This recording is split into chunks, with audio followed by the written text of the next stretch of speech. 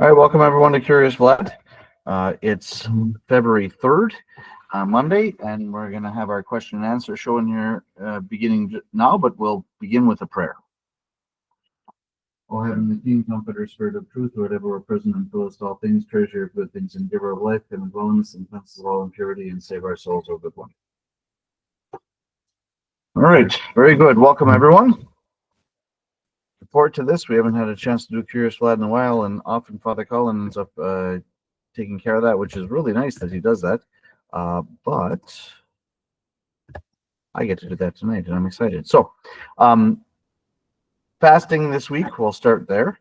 Wednesday and Friday. Fasting next week, very important. There's no fasting. Now, the calendars that we sent out, the annual calendar, does show that there's fasting next Wednesday and Friday. Well, it has it colored in. The little square is colored in, but it also says fast free, so it's a little confusing. I'm here to tell you that there's no fasting the week after the publican and the Pharisee. There never is, because of the boasting of the Pharisee about how greatly he fasted. So we always abstain from fasting on that week after the publican and the Pharisee, and that'll be the case the coming week as well. This week, Wednesday and Friday. Next week, none. So we have a huge week coming up at St. Vladimir's this week. Tuesday evening and Wednesday morning, we have our Ann Arbor Orthodox Classical Academy liturgy as usual. Then Wednesday evening and Thursday morning, that's St. Xenia of St. Petersburg. That's our sisterhood feast. And then Thursday evening and Friday morning, we have St. Gregory the Theologian, and that's my patron saint. And then Friday evening at 6 o'clock, we have an open house at our place to celebrate St. Gregory the Theologian. So we hope that you'll be able to come to us on that day, 6 o'clock at our place in Saline. And if you need to know where that is, just send me a text, and I'll happily send you the schedule, the address, I should say. If you haven't bought ball tickets, please do that. We have over 90 tickets sold, which is great. We'd like to get up over 100 if we can, and if people can't buy the tickets, please consider making a donation. We need to raise money for our kids and for our teachers, and we're shooting to make $10,000 this year. Last year we made $5 million, and so we thought, okay, we're going to push it, and that's our goal. So God willing, we'll do that. We're trying to express to people regarding the school and the finances how this we've been struggling. How is the best way to explain this? And we decided that the best way is just to say we need to have about 15 students paying tuition full time to break even, and we have about 8 now. And so we understood that the first year was going to be, we would need to backstop the school. We'd love for the school to be able to break even next year and then start to make some money the year after that. But we need to spread the word about that, get folks to send their kids to the school. Both those people who are in our parish can do that, and others that we know, and also to support, if we can, the school. So in any case, the ball will be a great way to help, and there's some more information in today's email that went out a couple of hours ago where you can learn more. So yesterday was Zacchaeus Sunday. This is the Sunday when we read the Gospel of Zacchaeus. That's the 19th chapter of Luke, the first 10 verses of that. And this is a reminder to us that the next Sunday will begin the Lenten Triodian. Now, we aren't beginning Lent, we're beginning the Lenten Triodian. And there are 4 preparatory Sundays from the Lenten Triodian that the church gives us, plus Zacchaeus makes 5. And you could argue that the Sunday before was also kind of a preparatory Sunday, because that's when we read the gospel when our Lord comes down from the mountain after he's been baptized and then goes to fast for 40 days in the wilderness. And he says, repent, for the kingdom of heaven is at hand. And so this is the real turn towards Great Lent. And in Palestine, the practice was to fast beginning that week after Theophany. So just as the Lord went up onto the mountain and began his fast after his baptism, then the people in Palestine would begin their Great Lent then. So their Great Lent was anywhere from maybe 6 to 10 weeks longer than the Great Lent that was celebrated, that was commemorated and utilized in the rest of the church. That was probably mostly monastics, but anyway, it's interesting that they had that tradition there where the Lord was baptized to begin their Lent when he began his Lent, which is after his baptism. So Great Lent begins 1 month from today. So 1 month from today is the first day of Great Lent, and we can be excited about that. I'm excited about that. We talked about a lot about that at the young adult dinner last night, and the beauty of the Lenten services and so on and so forth. So it's pretty exciting that this is coming, and we have something like that to look forward to when we can really focus ourselves on our spiritual lives, when we can really be, Orthodox Christians without any pretensions. That's a really beautiful time of the year. Our sisterhood annual meeting is this coming Sunday, the 9th of February. So, folks, please make note of that. Tim and Katya have their wedding coming up on the 16th. Then the 23rd is our annual meeting and also our Blini dinner. If you haven't taken care of your membership yet this year, please do that. And then on the 2nd of March, as is our very long-standing tradition, I have to figure out how many years it's been, probably more than 20, that we go ice skating with our young people, and then we have our last ice cream of the year. Then in the evening, we'll have our young adult meal, and we'll have pizza without meat, but nonetheless, our last pizza of the year, that is, at least until Pascha. And so this is a kind of a really old tradition that we have in the parish, and I think it's great and a lot of fun, and that's coming up a month from yesterday. Father Vladimir needs to borrow a car, or would like to borrow a car for the next couple of weeks. He's serving quite often at the church so that he gets practice serving the Divine Liturgy as a priest, and just so happens that their car needed to go in for a long repair. So, and I'm saying this not just for the people who are here live with us, but also for those who will watch on the video. If you can help, please put a note in the comments section and we'll get right back to you. Also, make house blessing appointments now. Now is the time to do that, because the time will go by very fast until Great Lent. So if you haven't had your house blessed yet, please make an appointment to do that. All right, we come to the portion of the show. We have some questions, and somebody wants to join the call, so let's get them in there. Let's see if I can figure out how to do that. 1 second. There we go. Okay, this looks like a very, perhaps potentially dangerous or troublesome person. So let's see if they decide to join this. Oh, yes, it is. It's Colin Bauer. So, Father, welcome to the show. We're glad that you're here with us. Just getting to the question portion. So I'm really glad that Father joined, because we can maybe have two slightly different perspectives on this. So the first question that was asked is, Saint Isaac the Syrian has said, make peace with yourself, and both heaven and earth will make peace with you. So the question is, how do you make peace with yourself? What steps are involved? And I'd love to say that it's an easy 3-step process. You just do this, that, and the other thing, and then you're good to go. But that's not the reality of the situation. The reality of the situation is that this is a long process, and it's something that we need to struggle with. So I hope that folks will have the opportunity to engage. First, we want to try to follow the guidance of the church.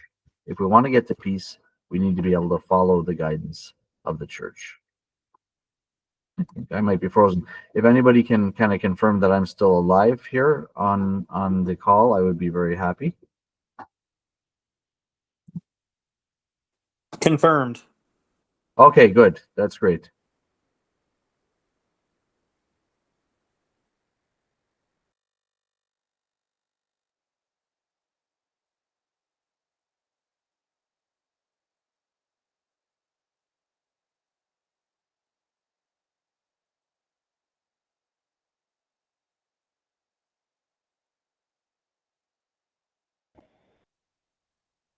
All right. It looks like I'm back now.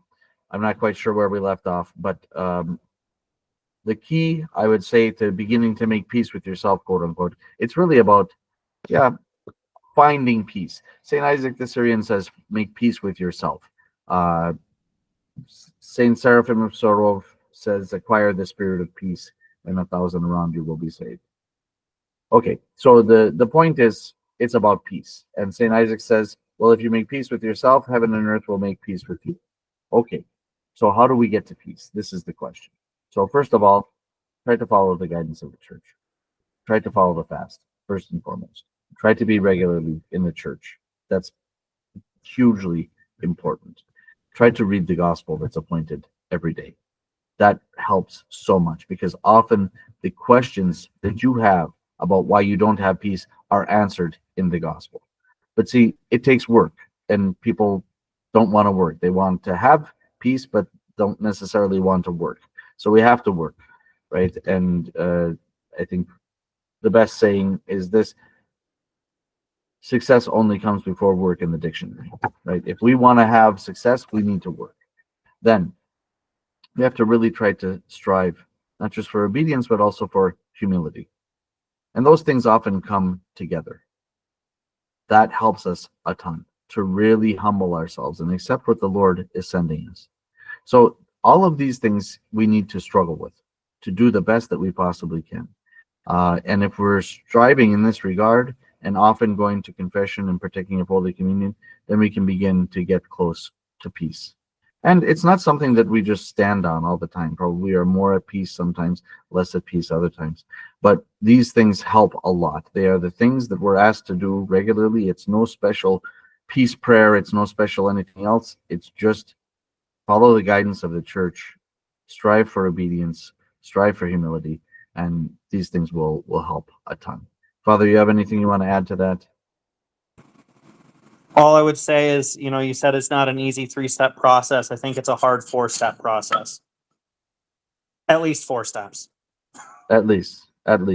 But no, Other than that, I think that was good. When we embrace the paradigm that easy things that come to us easily, we should sort of regard as potentially a little bit sketchy from a spiritual point of view. Anything that's too easy, we should be a little skeptical of. And things that are hard, we should not necessarily think are bad, because it's often that hard part, that struggle, where we make a lot of spiritual progress. So anyway, that's something that I think we need to really keep in mind. Let me see if I can do this with this thing. Wants to fight me. Okay. Trying not to get kicked off again. There we go. All right. The next question that was sent in. In our morning prayers, 2 things are written towards the end. Through the intercessions of thy most pure mother, save the suffering Russian people from the yoke of the godless authority. What or who is the yoke of the godless authority, and are people in Russia really suffering? So this is the old formula that was used for the prayers and the divine services, so on and so forth, during the Soviet times. So we are, 30-ish years out from that. So that formula is not used anymore. But we don't ask people to turn in their prayer books, so that we can issue them a new one every time that something like that has to be changed. So I've seen that a couple of different options to replace that, through the intercessions of thy most pure mother, save all Orthodox Christians, something like that. There's a few different ones that I've seen, but we don't have to necessarily pray for the salvation from the yoke of the godless authority, although there is a lot of remnant of that, and I don't think that we should discount that either. Just because the Soviet period ended didn't mean all those who were interested in living a secular life in an atheistic way just picked up their bags and packed up and moved to China, because that's a communist country. Russia is still a very secular country. It's a secular country which is becoming Christianized, but nonetheless, it's still a very secular country. So I think we have to keep that in mind. But we generally don't use that yoke of the godless authority anymore since the time that the Soviet Union fell apart. Next question is about the morning prayers. Save, O Lord, thy people and bless thine inheritance. Grant thou victory, Orthodox Christians, over enemies, and by the power of thy cross do thou preserve thy commonwealth. So what is thine inheritance? Thine inheritance is us. That's us. That's the church. So the bless thine inheritance, that's bless those who will be in the church. And let's see, what's the next question? Preserve thy commonwealth. Okay, so that that's already a sort of different.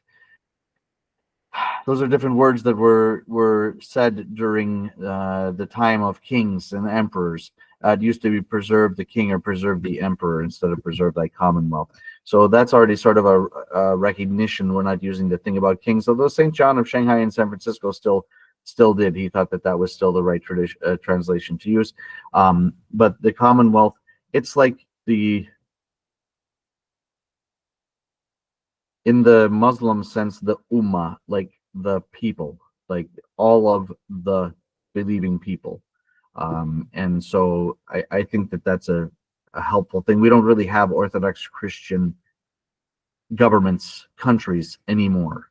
And so this preserve thy commonwealth, it's like all Orthodox people. So they kind of both say the same thing, I guess, in some ways. But this question is this historical reading? Is it still wording? Is it still relevant today? I'm confused. Don't be confused. Is this just for Russian believers? No, not at all. It's for all Orthodox Christians. Lori has her hand up, so why don't you ask your question, Lori? So these were my questions. Oh, okay. I think more importantly, I was wondering, when can people go into these prayers and change them, change the wording? I think that there is a decent amount of flexibility. I think it's good to work with one of the priests just so that we don't kind of go off on our own too far. But yes, this is something that changes over time. So it's okay to sort of say, all right, well, this was written 50 years ago. Maybe this doesn't quite make sense. So I think it's a good conversation to have. Like, this is a good place to have that, or you could just approach me or Father Colin anytime. And Father Colin has his hand up, so he might want to say something about this. So the prayer for the godless authorities has been changed in the new Jordanville prayer books, in the pocket prayer book. I don't have it on me right now. I'm currently in my shop, but it's for it's something along the lines of preserve the civil authorities that are in my land and guide them in wisdom, or something of that nature. Good. Yeah, thank you for sharing that. I've seen a couple of things, and that's I like that one actually quite a bit, because mostly the usually praying for the land where we are. St. Paul demanded that we pray for the authorities, the civil authorities in our land, and he was demanding that the Christians do that when those civil authorities were trying to destroy Christianity. So, we can say that our society is moving away from Christianity. I don't think we can say that our government is actively trying to destroy it, at least not right now. Linda, you had a question. Yeah, I've been changing that, and I'm sorry I didn't consult you, but I had asked Father Colin about it a few weeks ago, and I just say, save all nations from godless authorities, because that seems like a really good prayer to me. Yeah, I have a good Palestinian friend who's just undergoing some horrible things right now. So I just feel for so many people throughout the world. It's horrible going on. Yeah, and the Christians in Syria are not exactly on Exactly. pleasure cruise right now either. Plus, we just don't pay attention to Africa. That's just like our Western thing. Like, nobody pays any attention to what's happening there. So many Christians are being killed for their faith in Africa. I agree. So Yes. this is it's a real thing. Christianity is very much persecuted. I don't think we should have a persecution complex, but we also shouldn't be ignorant of the fact that Christianity is very much persecuted around the world. And sometimes it's a hot persecution and sometimes it's not. But that sounds like a really good prayer. I like the way that you did that. Okay, good. The other question that came in, hold on, make sure that I got them all. Oh, they're okay. I'm skipping a few, so let me be careful. So somebody sent in a question saying, this is a young man, I'm pursuing monasticism, but I have mental illness, severe societal anxiety. I shut down around people and in social situations. What advice can you give me? Thank you. It sounds like the monasticism might be a really good kind of pursuit for someone like that. Monk means essentially alone. Now, of course, that's a very high pursuit of the monastic life. The vast majority of the monastics do not go off and live on their own, but nonetheless, it's certainly not as socially, interactive as a parish. And so I don't think that we never escape our struggles when we go to the monastery, or when we think, well, all of the people in this parish, don't like me, so I'll go somewhere else. All of those problems go with you in your suitcase. There's really no way to we shouldn't try to run from them. We need to deal with them. But monasticism doesn't sound like a bad idea in this case, of course. Although there are some monastics who are very social, and that's okay too, within reason. Thoughts on Christians who are pro-abortion? Thoughts on Orthodox and heterodox relationships? Okay, those are two pretty significantly different questions. Christians who are pro-abortion. So if we're talking Christianity writ large, like everyone who believes that Jesus Christ is the Son of God, there are probably quite a few Christians. I mean, there are a lot of Christians who would be pro-choice. I don't know if they'd be pro-abortion. I don't really like these like most pejorative terms. Like, it used to be that there was pro-choice and there was pro-life. That seemed nice to me. But now it's like anti-abortion or pro-abortion. Who's really pro-abortion? I think not that many people. The reality is, from a sociological point of view, humans worship. There is no human that does not worship. People may claim that, but people worship. And even if you're an atheist, I mean, people worship medicine. People worship abortion, vaccines.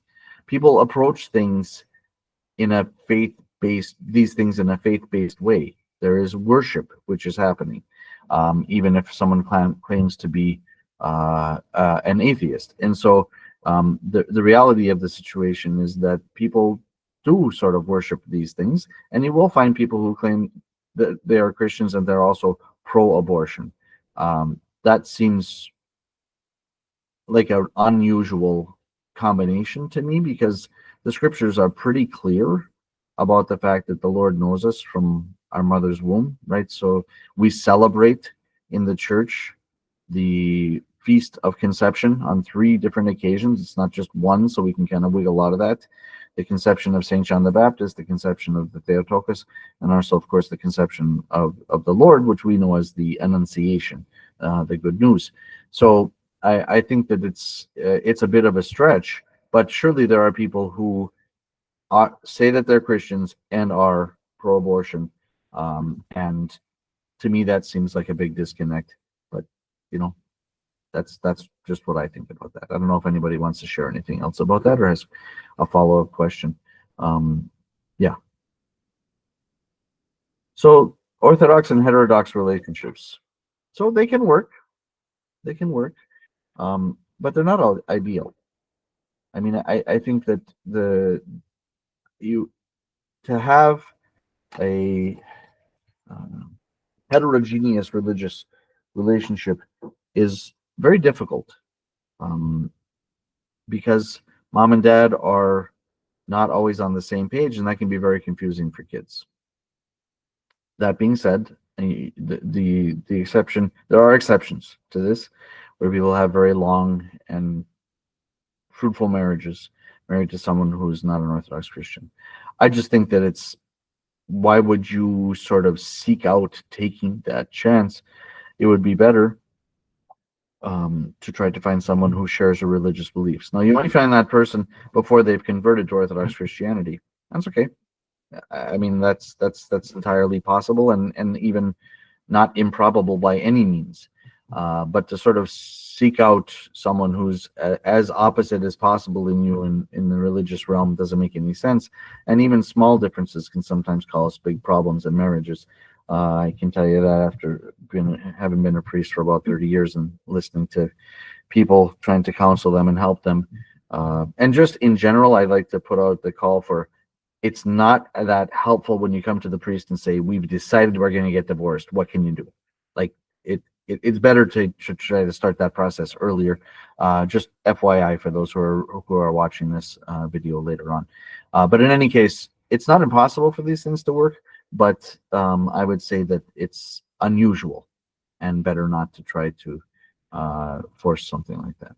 So anyway, again, if anyone else has other thoughts about that, I would be happy to hear those or talk about those or whatever. Okay. Final question that was submitted. Why do Orthodox priests not cut their hair? And the simple answer is because Christ didn't. I mean, that's just it. He didn't trim his beard. He didn't cut his hair. And so in our roll call oath that the priest takes before he's ordained, it says that he won't cut his hair. Now, I don't really know any priests that don't cut their hair who aren't monastics. Even monastics sometimes do too if it just becomes unwieldy. But to wear your hair longer, and certainly not to shave your head or to shave your face, because that was always in the ancient world a sign of paganism. That's only pagans did that. That would be kind of excessive. But do you have to wear your hair a certain length? Do you have to wear your beard a certain length? No. You should have facial hair if you're a priest, and you should not shave your head. So I think that's probably the most important piece. And exactly how that plays out in each situation, it's going to vary from person to person, and that's okay. Any questions that others have thought of while we've been having this conversation and going through some of those questions that people submitted online?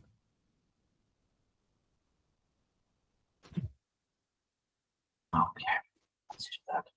All right, very good. So we got, I think, 30 minutes of some good conversation in.